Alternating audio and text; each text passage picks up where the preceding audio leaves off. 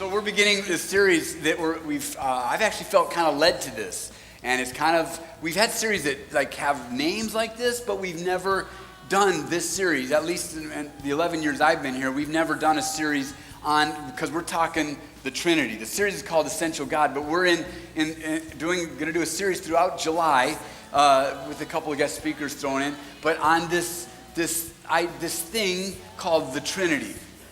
There's all these churches that put the word Trinity in their name, and the word's not even in the Bible. Do you know why that is? Because because the most important Trinity is Trinity from the Matrix, right? And it's one of my favorite movies. If you don't like Matrix references, you're not going to like this church. But the point is, right, we really are in essential God territory. This is in the territory that you would call essential God. What could be, think about this, what could be more foundational, more central to your connection with God than who God is? One of the things the Bible is utterly clear about is there's not 7 gods, there's not 10, there's not 1,000, there's not 3. There is one true God. And in the essence of the one true God, there exists eternally 3 persons: Father, Son, and Holy Spirit. God is God in this way.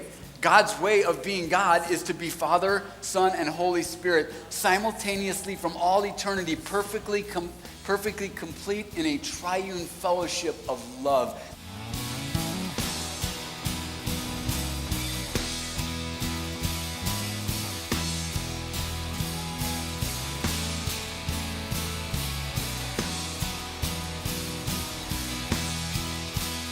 God has appeared glorious to me on account of the Trinity. And the aim of this series, like why we're like going to wallow around in this for a while, is God is going to appear more glorious to you on account of the Trinity. God is one of those gods that to know him is to love him, and to know him is to be more in awe of him, and to see him as he is causes his glory to appear even more glorious than it already is. Now, when some of you figured out what we're going to be teaching on over the next few weeks, I got a couple emails saying, "Oh, this is great because I'm in some conversations with some friends and we're kind of arguing about this, or some people, they've been coming to my door and I'm arguing with them, so I can't wait." So this is not going to be a series like the biblical defense of the Trinity. It says in Proverbs, it is the glory of the king to conceal a matter, but you know what our glory is? To dig it out. See, we have this unsearchable, unfathomable thing, and God says, "Come on. And you're never going to get to the bottom, but it's going to be really fun digging."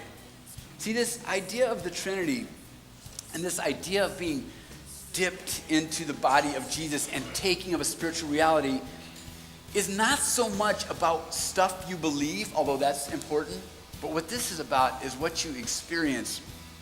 Usually, when I'm far from God, when I've kind of drifted away from God and we're just not on the same page, usually when I'm far from God, my deal with other people is not working that great.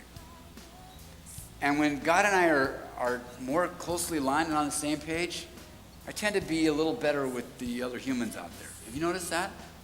See, connection with God is kind of a two-way thing. There's a call and there's a response. There's a pull and there's a yes. There's a offer and there's an acceptance. And God is offering himself to you, and he's saying, why don't you just choose life? Because to know God is to know life, so why don't you just choose life? Why do you want to cruise around your whole life looking for a party that's at the wrong place? Why don't you choose us? God says, why don't you vote for us and choose us? You were made to live in community with him, and you're made to live in community with the people he's put in your life and the new people he's going to put in your life that are doing this journey with Jesus with you. You were made for that. That's you.